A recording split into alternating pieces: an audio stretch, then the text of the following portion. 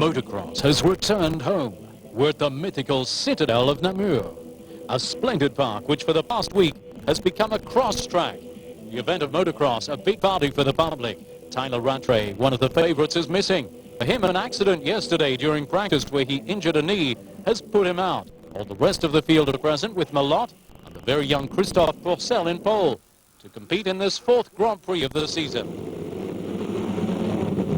Gate goes down and they're off. The group stretches out towards the first curve. There are some problems in the center of the group. A rider on the ground while taking on the first curve. On the ground are two much anticipated participants. Christophe Pourcel on top form yesterday, and the revelation of the start of this season, Mackenzie. Antonio Cairoli, with a very fast start, has jumped into the race lead. Behind him another young Italian, David Philipperts, and McFarlane on number 7.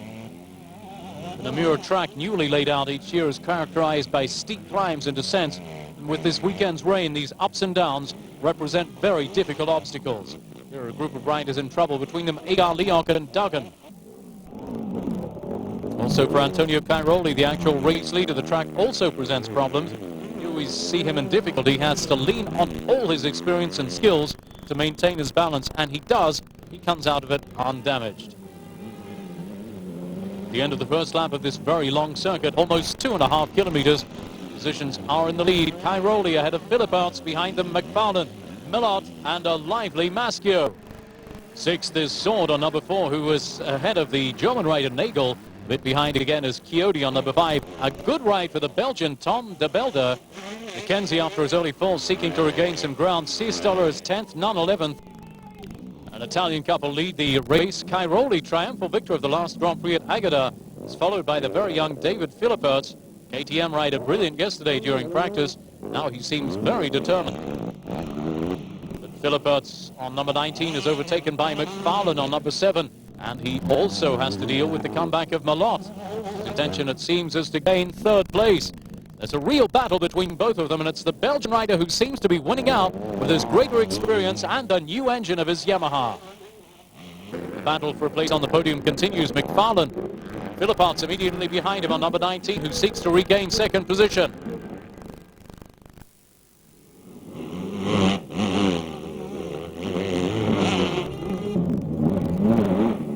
Cairoli continues to fly, and he's solidly in the lead.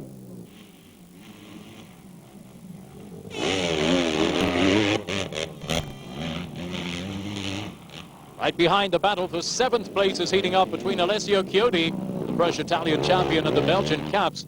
This weekend seems galvanized by the home air that also seemed to inspire him in practice.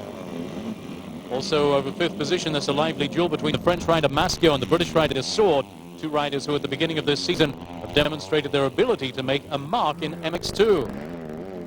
Right now, 8 seconds separates the leader, Cairoli, and Philipperts, who, as we said, having been passed by McFarlane, has now, with determination, gained on the Australian and reconquered 2nd position.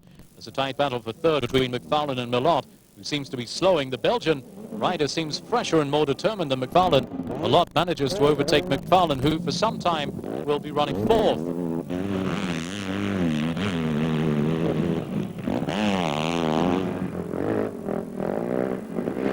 His action is thwarted as he exaggerates, going wide on the curve.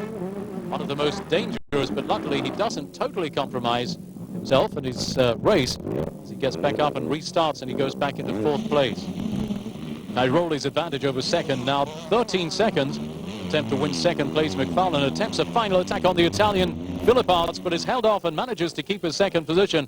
An excellent start of the day for Philipperts here at Namur. Malott stays 4th. Cairoli races along on his own during the final lap.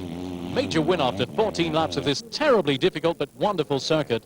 Behind him is Philipperts, McFarlane, a tenacious Malott. Sword, who's proving to be having a good day, as is Maschio, a good 6th. Chiodi's 7th ahead of Caps, just an unlucky 13th for Mackenzie.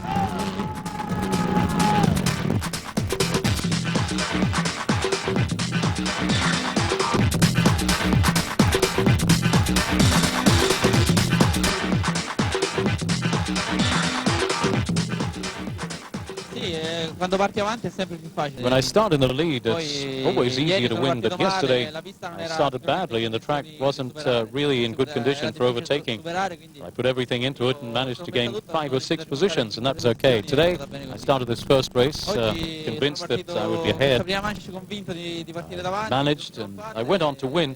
Because on this track, it's not easy to overtake, so I got a good advantage, which I held on to until the end.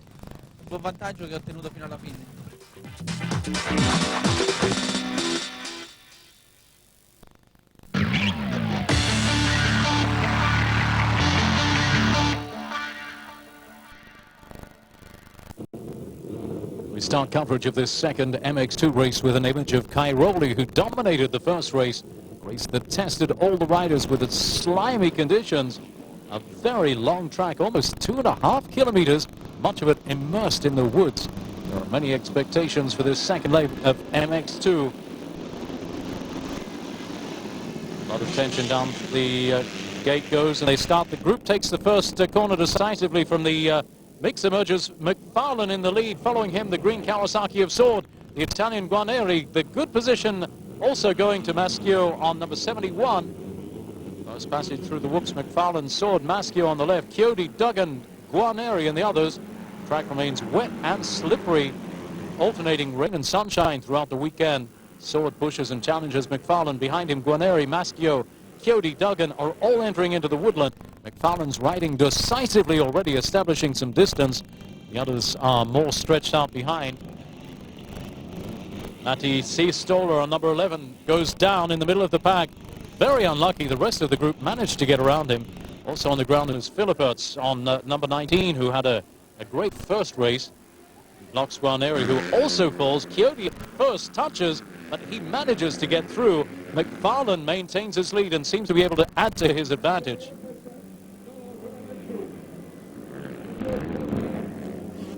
But Sword is on his tail and doesn't seem to be content with the second place.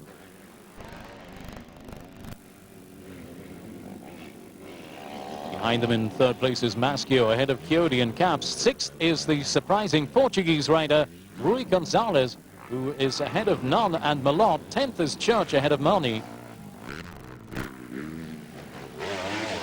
Maschio continues in third place.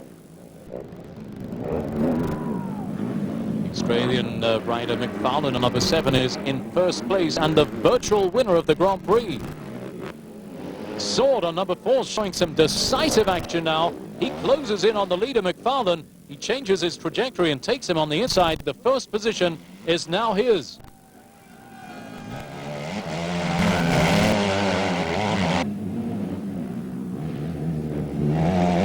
Lead now, Sword on number 4. Second, McFarlane, number 7, doesn't seem able to fight back.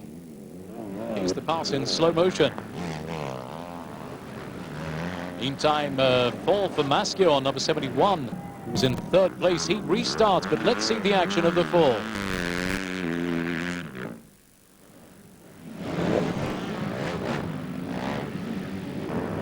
Also, Cairoli, who's still trailing in his second race, is having to fight with the mud. With the usual descent, and it doesn't seem that his bike wants to know much about getting going again.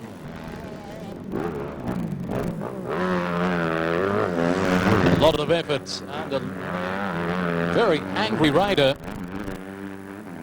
Meantime, another rider's down. This is a very troublesome patch. Help arrives, but the race is now out of his grasp. Fowler on number 7, following 5 seconds behind Sword, who's well ahead. However, the Grand Prix will be McFarlane's, who's almost a 15-second lead over Maschio, a rider who's been very consistent during the early part of the season. Maschio, after his fall, is forced to stop at the box with gearbox problems. 2 riders are on the ground meantime. One is Iswar on number 57. Here's that usual descent that struck again.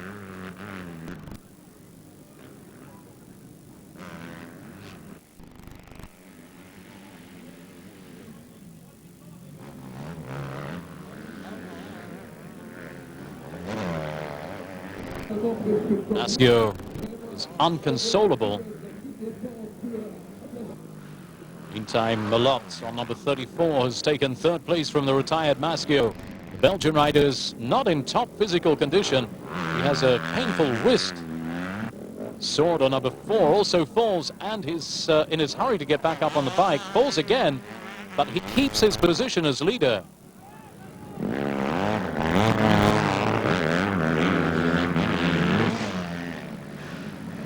Last lap for Sword, who's flying towards the finish line. Surely an excellent race for him. He is on the home stretch over the whoops, crosses the finish line and takes the race. Fallon second. The Grand Prix is his. Third, Malot on number 34, but almost a minute behind, jokered by the Namur track. Fifth, Chiodi ahead of Caps, who's maintained his position throughout the race.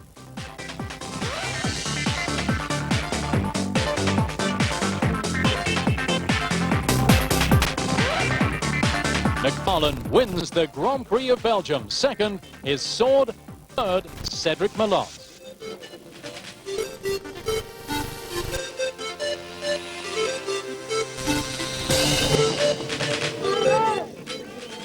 Yeah, you know, it was a little bit unlucky in the first couple of GPs in Spain and Portugal. I had a little bit of bad luck, but I said already before this race I want to turn it around and start the GP season from now. And I'm really happy because second in the second moto and third in the first one, and the overall win, I'm really happy. And let's just hope we can keep the ball rolling from here and make it bigger and bigger. McFarlane from Australia moves up to 5th place in the World Championship standings. Two Italians lead the championship table, Cairoli and Chiodi.